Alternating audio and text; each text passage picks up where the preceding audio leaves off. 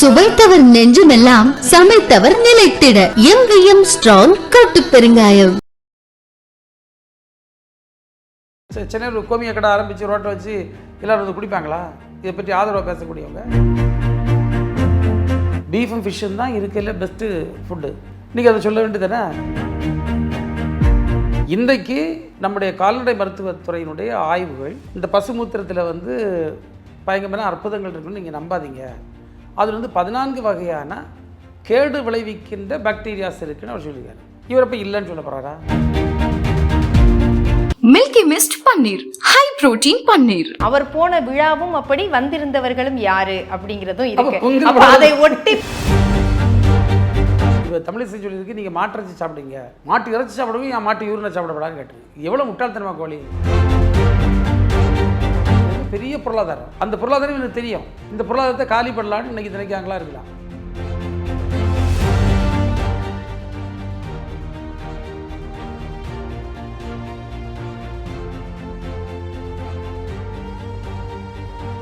மின்னம்பலம் நேயர்களுக்கு வணக்கம். முன்னாள் அமைச்சர் திரு மனோ தங்கராஜ் அவர்களிடம் பேச இருக்கின்றோம். வணக்கம். நலமா இருக்கீங்களா? ஐஐடியுடைய இயக்குனர் திரு காமகோடி அவர்கள் பேசியது இந்த கோமியத்தை பற்றி, அதில் நோய் எதிர்ப்பு சக்தி இருக்குது, அதற்கான ஆதாரமும் இருக்குது அப்படிங்கிறதையும் அவர் பேசியிருக்கிறார். நீங்கள் உடனே ஒரு ட்விட்டு போட்டீங்க, அது விவாத பொருளாகவே மாறிவிட்டது. அவருடைய பேச்சு அப்படிங்கிறத நம்ம எப்படி எடுத்துக்கிறது, அதற்கான ஆதாரம் இருக்குது அப்படிங்கிறது சொல்கிறார். 5 பேப்பர் இருக்குது, ரிசர்ச் பேப்பர், நான் அனுப்புகிறேன், வேணால் பார்த்துக்கங்க அப்படிங்கிறாரு. இப்போ வந்து ஒரு ரிசர்ச் பேப்பர் வேண்டாம். நம்முடைய முன்னோர் சித்தர்கள் வந்து மனிதனுடைய உடல் கூறுகள், மனிதனுடைய உணவு பழக்கம், மனிதனுக்கு நோய்கள் வந்தால் தீர்ப்பது, இது சம்மந்தமாக பல விஷயங்களை வந்து பல ஆயிரம் ஆண்டுகளுக்கு முன்னால் அற்புதமாக எழுதி வச்சுருக்காங்க. அதில் வந்து பசு மூத்திரம், மனிதனுடைய மூத்திரம், கழுதை மூத்திரம், குதிரை மூத்திரம், யானை மூத்திரம், வெள்ளாட்டுடைய மூத்திரம், இவையெல்லாம் சில மருத்துவத்திற்கு அவங்க பயன்படுத்தியிருக்காங்க. எப்படி பயன்படுத்தாங்கன்னா, இதை டிஸ்டில் பண்ணி அதை வந்து பியூரிஃபிகேஷன் பண்ணியிருக்காங்க. இவரை முன்னாள் பிரதமர் வந்து மொரார்ஜி தேசாய் வந்து அவருக்கு ஹெல்த்துக்கு சீக்ரெட்டுன்னு கேட்டால் சொன்னார். அவர் நான் வந்து யூரின் குடிப்பேன்னு சொன்னார். அவர் பசு யூரின் குடிப்பேன், அவருக்கு யூரினை குடிப்பேன்னு சொன்னார். இல்லை, அதுவும் இருக்குல்ல, பழங்கால இலக்கியத்தில் இருக்குல்ல. ஆமாம், யூரின் தெரப்பின்னு இருக்குது, இன்றைக்கி இருக்குது, அது உலகம் பூரா இருக்குது, யூரின் தெரப்பின்னு இருக்குது. ஆனால் இதில் என்ன கேள்வின்னா, பசு மூத்திரம் என்பது இன்றவர் சொல்ல மாதிரி யாராவது ஒரு ஆள் பசு மூத்திரத்தை எடுத்து குடித்தாங்கன்னா கண்டிப்பாக ஆபத்தில் மாட்டிடுவான். அதுக்கு பல சுத்திகரிப்பு, அதுக்கு கூட பல மருந்துகள் சேர்ப்பு, அது பல ப்ராசஸுக்கு தான் பண்ணணும். இல்லைன்னா அப்படி அதுக்கு மருத்துவ ஈடுகள் பல விஷயங்களை சொல்லியிருக்கு. அது இல்லாமல் இவங்க இப்படி பேசுவது என்பது 100% மக்களை திசை திருப்புகின்ற ஒரு வழி. நேரடியாக அதை குடிக்கணும்னு இவர் சொல்கிறாரு.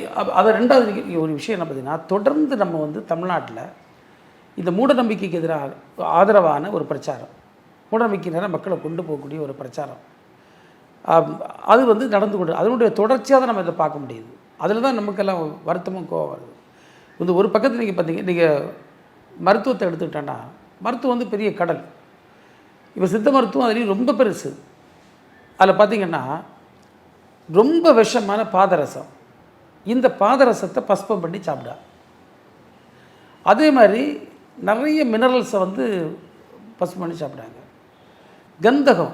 கந்தகம்னு தெரியும், எரிஞ்சிடும். கந்தகம் வந்து மருந்தாக்கப்படுது, பஸ்மமாக்கப்படுது. இப்போ கந்தகம் மருத்துவ குணம் கொண்டுன்னு சொல்லிட்டு நான் போய் கந்தகத்தை வாங்கி வாயில் போட்டால் என்ன ஆகும்? தாக்கு பிடிக்குமா? அவ்வளோ பொத்திரம். பாதரசத்தில் மருத்துவ குணம் இருக்குது, நான் போய் பாதரசத்தை வாங்கி சாப்பிட முடியுமா?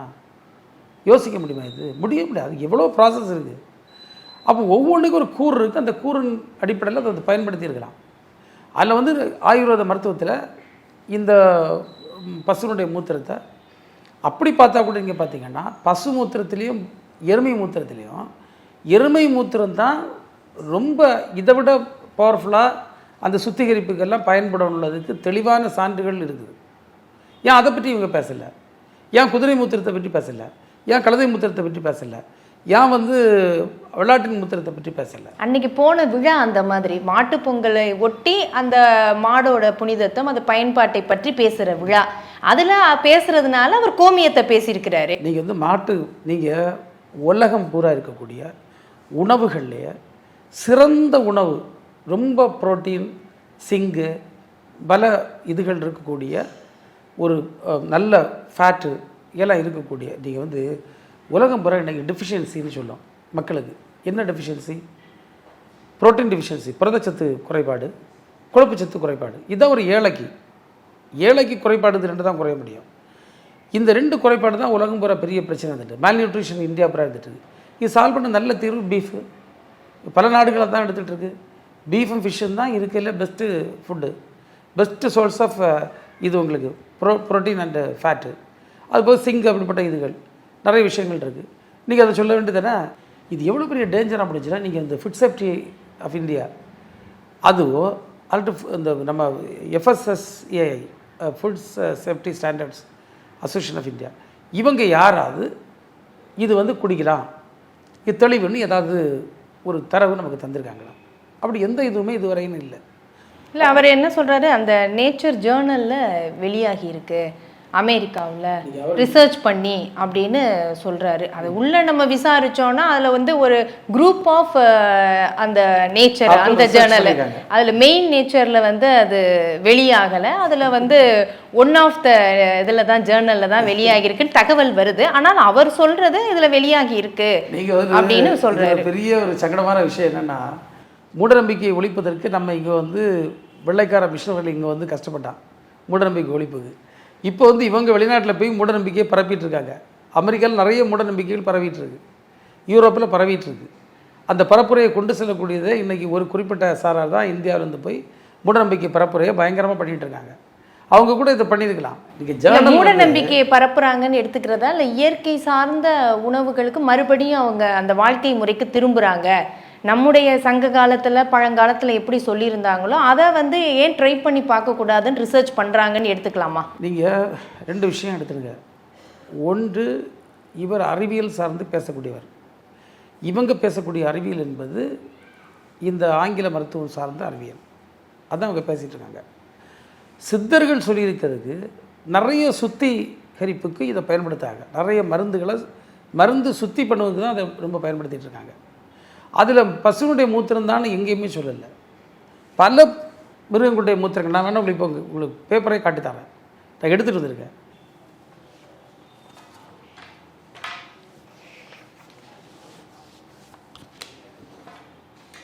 இன்றைக்கு நம்முடைய கால்நடை மருத்துவத்துறையினுடைய ஆய்வுகள் இந்த பசுமூத்திரத்தில் வந்து பயங்கரமான அற்புதங்கள் இருக்குன்னு நீங்கள் நம்பாதீங்க. அதில் வந்து 14 வகையான கேடு விளைவிக்கின்ற பாக்டீரியாஸ் இருக்குன்னு அவர் சொல்லியிருக்காரு. கேடு விளைவிக்கக்கூடிய பாக்டீரியாஸ்ன்னு சொல்லுவார். 14 வகையான கேடு விளைவிக்கக்கூடிய பாக்டீரியாஸ் இருக்கக்கூடிய சொல்லக்கூடிய ஒரு இந்திய அரசுடைய உயர் நிறுவனம், கால்நடை ஆராய்ச்சி நிறுவனம் சொல்லக்கூடியதை இவர் இப்போ இல்லைன்னு சொல்ல போகிறாரா, பிளேம் பண்ண போகிறாரா?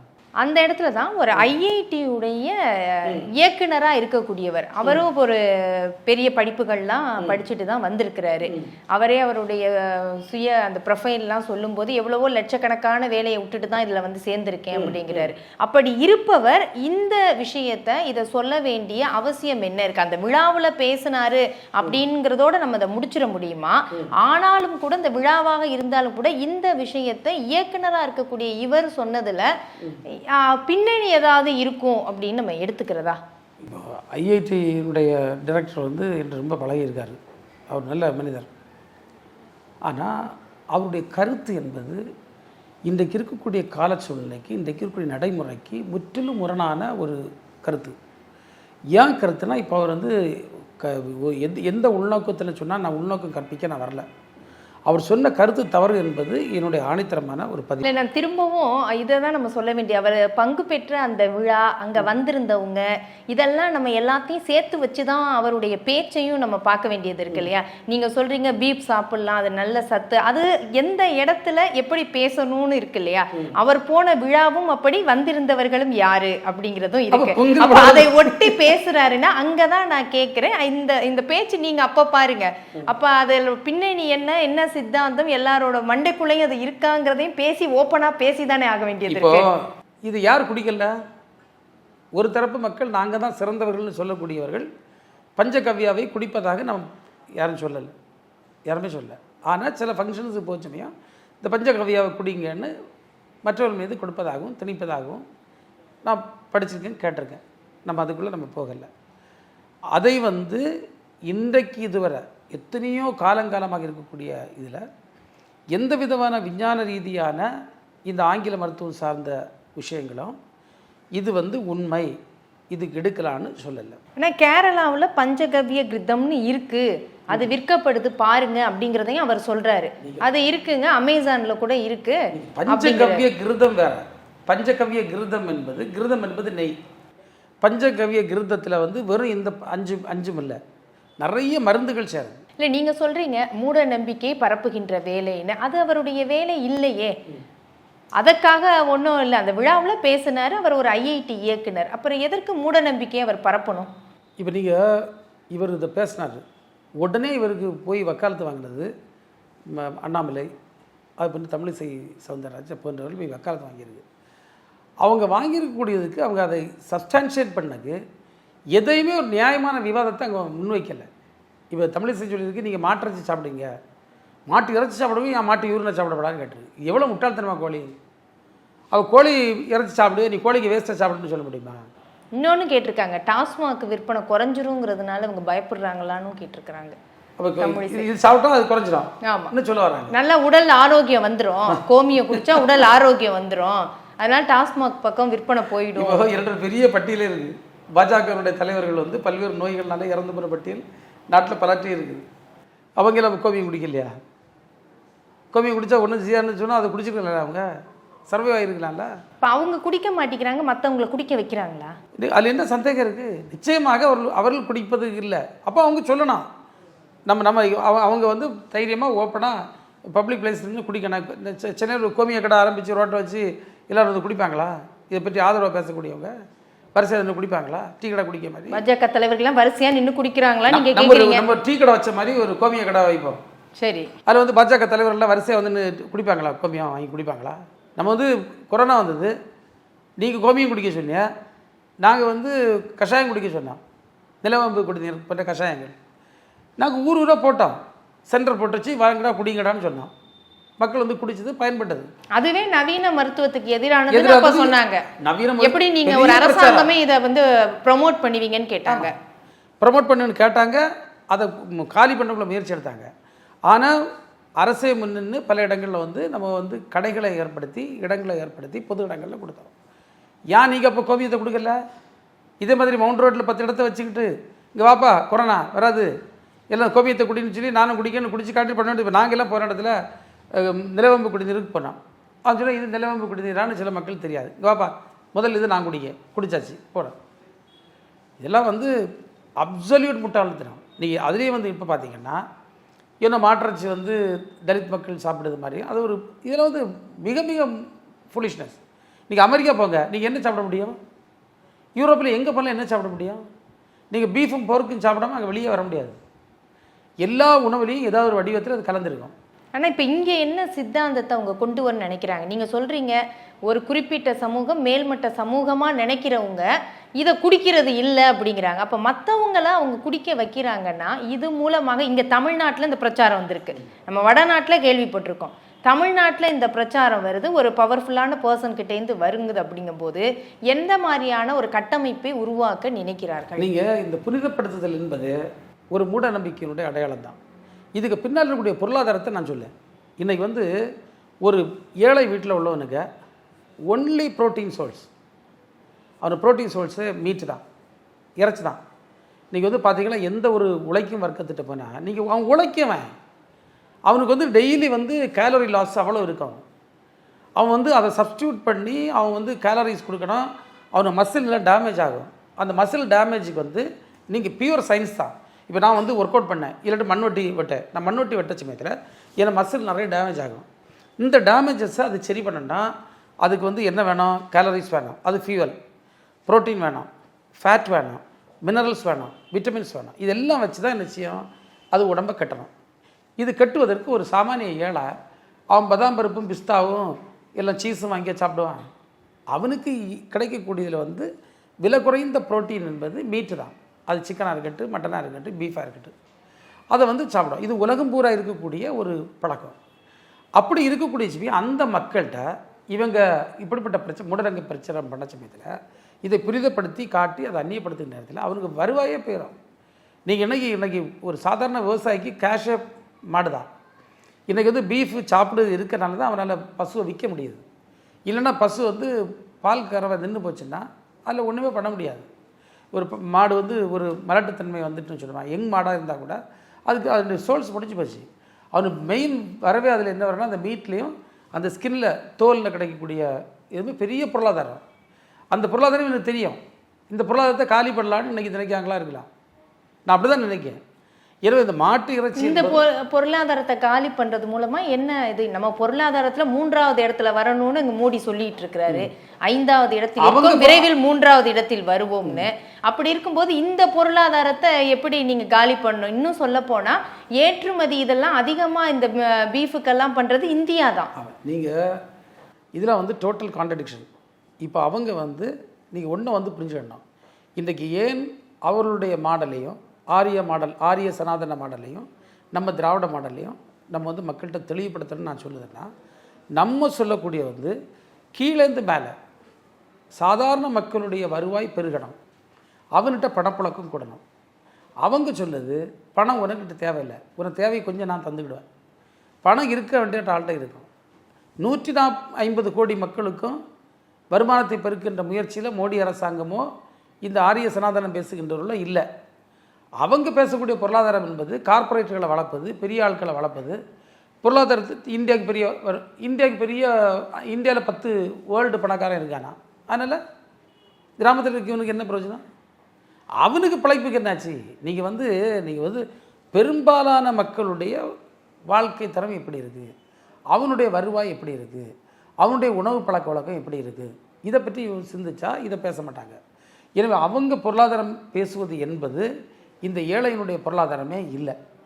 இப்போ நீங்கள் கேட்ட மாதிரி பீஃப் எல்லாம் அல்லது பஃபலோ மீட் இருக்கட்டும், எந்த மீட்டாக இருக்கட்டும், இந்தியாவிலேருந்து இந்த அளவுக்கு போகுதுன்னா அதை பெரிய அளவில் கமர்ஷியலைஸ் பண்ணி வட இந்தியாவில் பண்ணிகிட்டு இருக்காங்க. இப்போ தமிழ்நாட்டில் பீஃப் ஏற்றுமதி பண்ணக்கூடிய நிறுவனம் இருக்க மாதிரி எனக்கு தெரியாது, நான் பார்த்ததில்லை. ஆனால் வட இந்தியாவில் பல நிறுவனங்கள் இருக்குது, பல ஏற்றுமதி பெரிய பெரிய கம்பெனிஸ் வந்து அந்த இண்டஸ்ட்ரி ட்ரேடில் இருந்துகிட்ருக்கான்.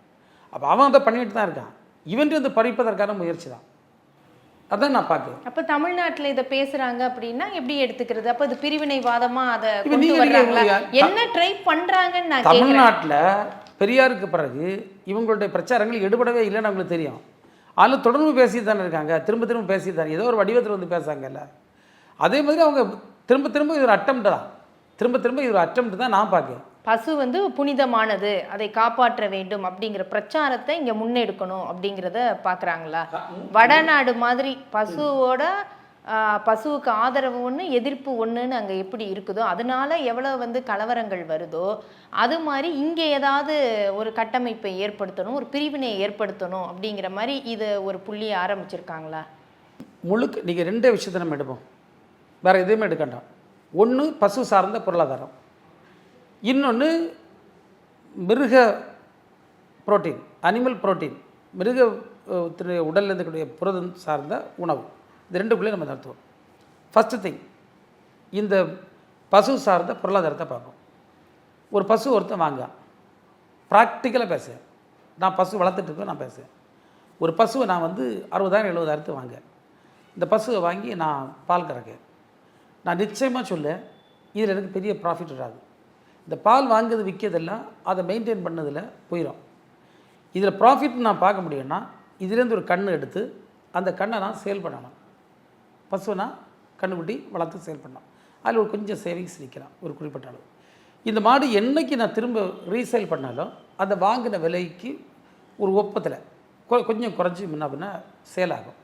ஆப்வியஸ்லி வெளிப்படையாகவே எல்லாருக்கும் தெரியுது, எதுக்கு? மீட்டுக்கும் அதுக்கு தோலுக்கு தான் இது போகும். இப்போது இவன் வந்து இதை வெட்டப்படான்னு சொல்லிட்டான்னு வச்சுக்கோங்களேன், பாதி போச்சா?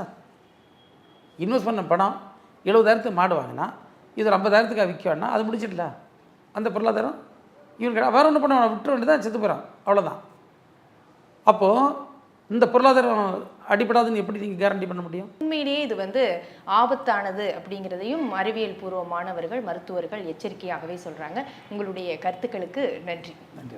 இதுவரை முன்னாள் அமைச்சர் திரு மனோ தங்கராஜ் அவர்களிடம் பேசினோம். நன்றி, வணக்கம். சுவைத்தவர் நெஞ்சுமெல்லாம் சமைத்தவர் நிலைத்திட எங்கேயும் ஸ்ட்ராங் கட்டு பெருங்காயம். மில்கி மிஸ்ட் பன்னீர், ஹை புரோட்டீன் பன்னீர். மின்னம்பலம்.com தமிழின் முதல் மொபைல் பத்திரிகை.